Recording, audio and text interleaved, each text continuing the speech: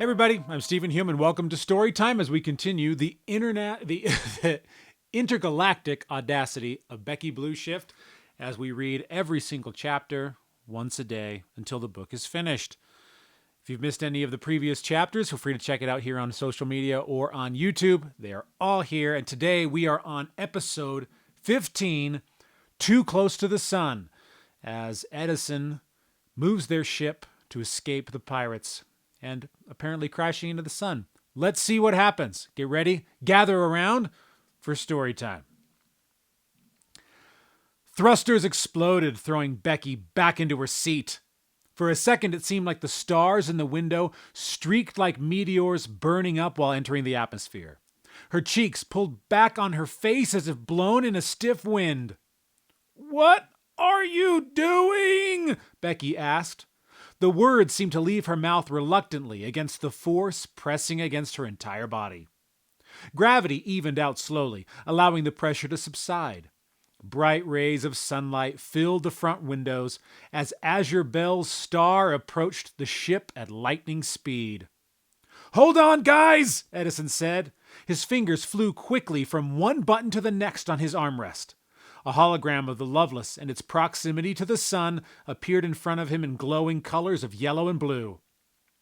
"Are we going to crash into the sun?" Ben asked, voice vibrating along with the ship's rattling rhythm.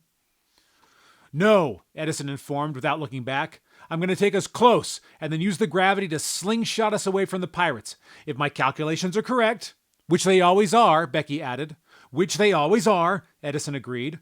"The thrusters will hit at the right moment and will leave the other ship behind in the sun's gravity. Not only will we get ahead of them, but the longer we're in close proximity to the sun, they'll experience more time dilation, allowing us to get even farther ahead." "What does time dilation mean?" Ben asked. "I don't have time for a science lesson, Ben," Edison shouted as the ship rocketed to the left and to avoid hitting an asteroid. "The closer you get to the sun, the more gravity there is," Becky answered, fingers held tightly to her armrest. "The more gravity you experience, the slower time flows." "Oh, so time's going to slow down?" "We won't notice it. Once we're out of the gravity field, though, ships that are still in it will move more slowly. It won't be much, but I'm assuming Edison figured out it will be enough for us to escape." "Ah, that's cool." "Will you two be quiet so I can concentrate?" Edison barked as the ship continued shaking ferociously. The sun grew closer and closer as light became more and more blinding. The windows suddenly darkened and the view transitioned to a far more bearable tone, as if Ada had put sunglasses over the panes. "Polarizing front windows," Ada said. "Sunlight exposure has exceeded tolerable levels." Soon, nothing but raging solar flares and sunspots filled their view. Orange specks exploded like volcanoes against twisting streams of super-hot plasma on the star's surface. "Warning," Ada beeped. "Gravity and heat indexes reaching maximum tolerance. Solar radiation levels rising." "Are we going to be okay?" Becky called. "To answer that question, I would need to know the parameters of the current executable actions," Ada said. "I was talking to Edison. Are we going to be okay?" Yes," he answered after a brief pause. "That didn't fill me with confidence." "Does anybody else feel weird?" Ben said. "It's like my face is being peeled off." Becky felt it too, like all the force in the universe suddenly pressed against their skin and peeled toward the back of her head. Their speed had picked up so quickly that the gravity drives on the Loveless couldn't keep pace. At the same time, temperatures began to rise steadily, drawing sweat from her forehead. "That's the gravity field," Edison replied. "We're almost through." Pressure built with a heaviness that seemed unbearable. Every atom in Becky's body shook and rattled as if about to break apart. She tried to hold her eyes open to focus on the sun, now sliding to the right in the window, but the force of their flight prevented her from remaining alert. "Warning, warning, warning," Ada echoed. One final burst of speed pushed them past the sun, and suddenly everything went weightless.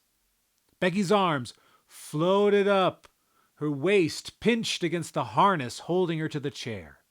After a few seconds, Gravity returned, and she slumped back down. Her breaths came in ragged gasps. "Are we out of the gravity well?" she asked. "Yeah," Edison groaned. His head flopped forward, visor slipping to the end of his nose. "I think I need to throw up," Ben said. "Gravity normalizing," Ada informed. "Temperature levels returning to average." "Where are the pirate ships, Ada?" Becky questioned. "With long-range sensors still down, I cannot answer that question. They are not within a 4-kilometer range." Edison unbuckled his harness and stood on shaky legs. Okay. I estimate that we're at least 10 minutes ahead of them now."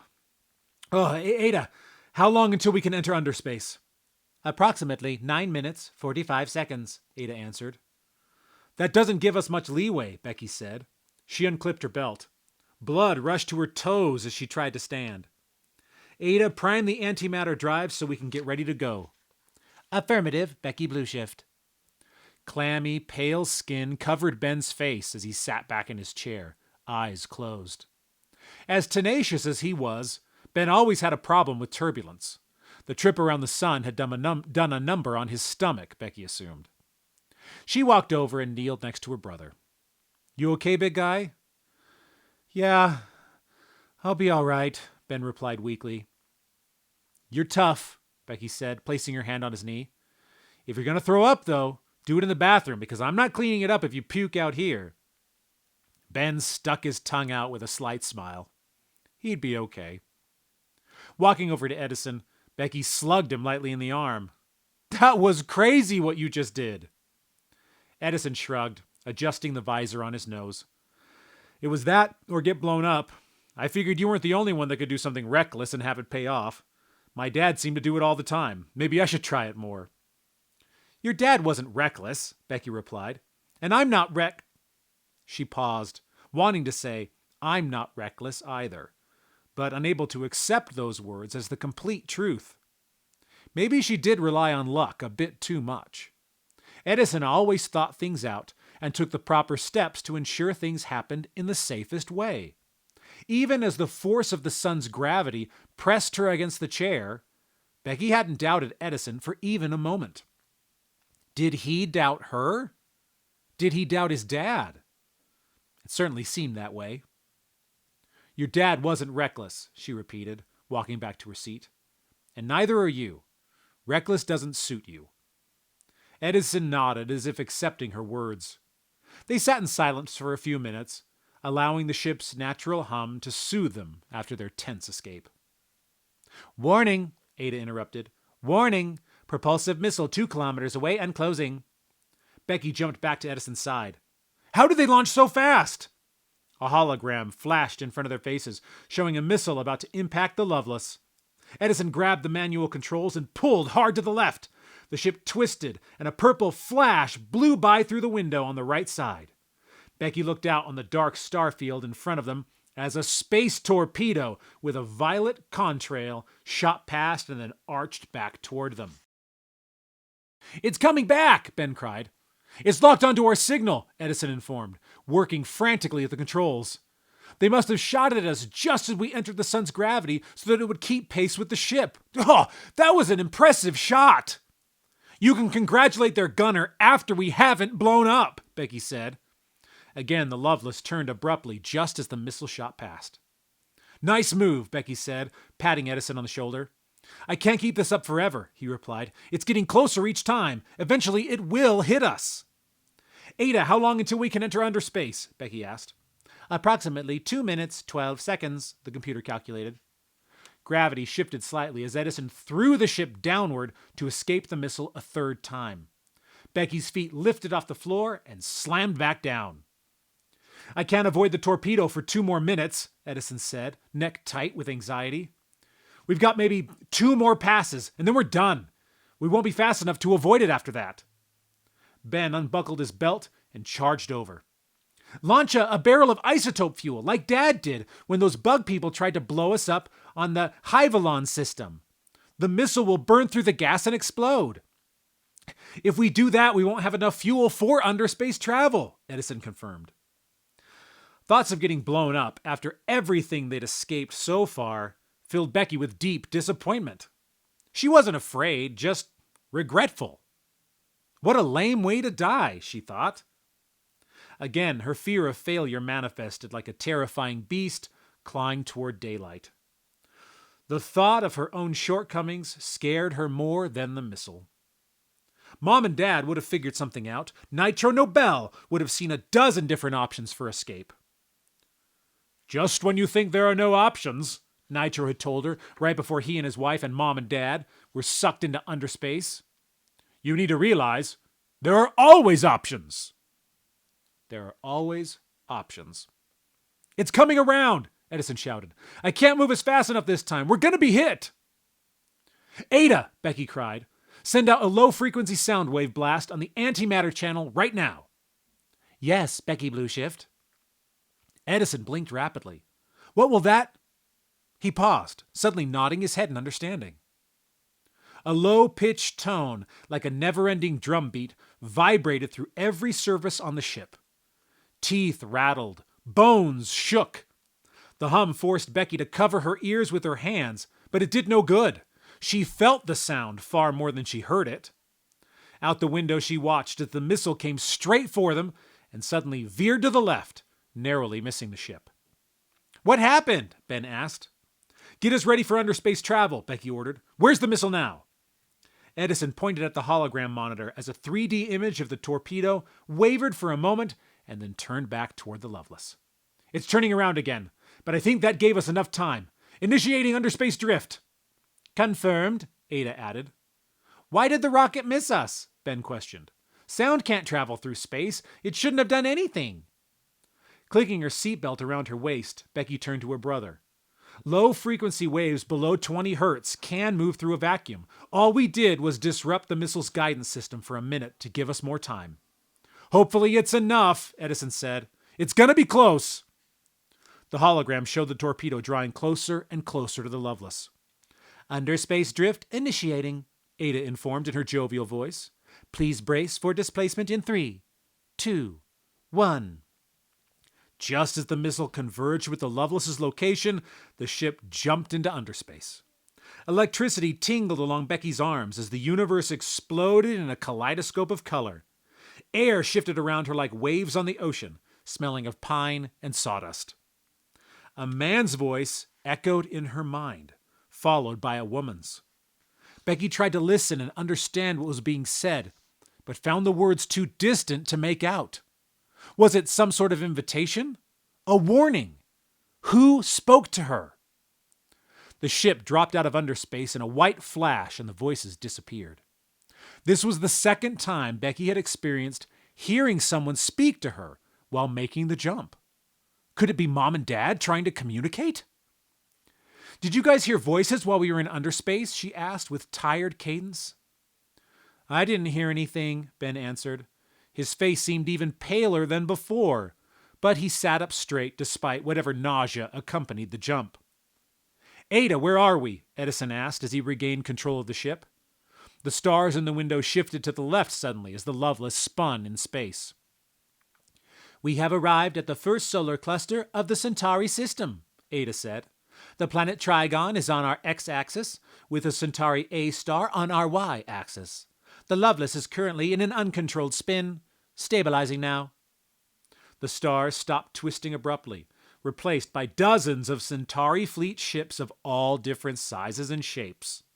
Several stood tall like skyscrapers in a busy metropolis, while others were round or flat or cylindrical. One even appeared to be a three-dimensional trapezoid. At least 36 space cruisers filled the windows, each with the octagonal ACF logo adorning the bow to designate their status in the Alpha Centauri fleet. Behind the armada sat the enormous yellow and orange gas giant planet Trilon, orbiting Centauri A. We made it, Edison breathed. He slumped back into the chair as if all energy left his body like the breaking of a dam. Yes! Ben shouted from his seat. Color returned to his cheeks, along with the excitement of their survival. Becky closed her eyes and breathed deep. Her hands shook slightly, but she didn't want to admit to herself that she had been afraid. They had come so close to being destroyed yet again, to failing, that her heart pounded harder than it had when the pirates had taken over the Loveless. "We did it," she said, looking at Edison. "You did it." Edison glanced back at her and smiled. It was a team effort. Remember, as long as Nobels and Blueshifts work together, nothing can stop them. "Incoming communication from primary vessel 001, designate ACF Treichwissen," Ada informed. "That's Governor Peppercorn's ship," Becky said, sitting forward. Auditory feedback filled the air as the holographic projector picked up the message. Colors shifted until the upper body of Governor Peppercorn, with his square jaw, perfect salt and pepper gray hair, and broad chest, took shape above Edison. He wore the standard command uniform with its dull silver tone and red highlights along the shoulders. "Governor," Edison mumbled, eyes looking quickly at the floor. "What did you do to that ship?" Peppercorn bellowed in his deep baritone. "Our scan is telling me you have hull damage from stem to stern and at least 3 breaks along your habitation ring. What happened?" "We're fine, by the way," Becky replied, using the exact words Nyla Nobel had used the year before when they returned from with a damaged fleet cruiser after a chase through the Tanzaniel asteroid field. "I don't need any sarcasm from you right now, young Blueshift," the governor said, lips pulling downward in an authoritative frown. "Do you have any idea how valuable the Loveless is to the fleet? When I let you take it, I assumed you'd be back the next day with nothing to show for the trip." Becky unclipped her belt and stood up as if trying to match the hologram's height. "Well, we have a lot to show for it. We have 3 of the elements and the cataclastic projector." Peppercorn's lips pressed together and pulled up toward his nose. "You have the projector?" he asked. "We do," Edison answered, standing next to Becky, though his shoulders slumped slightly as if waiting to be punished for not completing a homework assignment. "We've never been able to find any evidence of the elements or the projector based off Blitzer's notes," the governor said. "Even Nitro and Barrett couldn't find anything from the historical data." "They were close to figuring it out." Gotta turn the page. "Like we told you before we set off last month," Becky informed with a bit more sass than planned. Edison found a cipher in the text of Blitzer's journal, and from there, we solved for the correct coordinates. "It was pretty simple after that," Edison added, "except for the Tungans, pirates, crazy kings, and crash landing. We do have coordinates for the rest of the elements, though."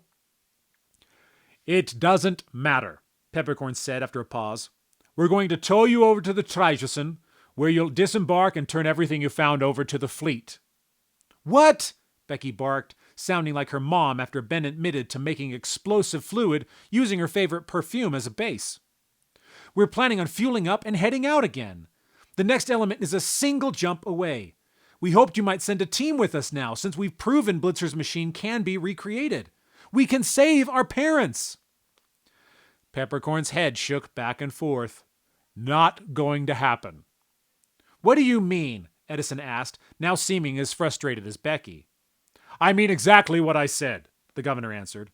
"We are confiscating the ship, and the 3 of you will be remanded to the custody of the Sciences Board, as your parents would have wanted under the circumstances."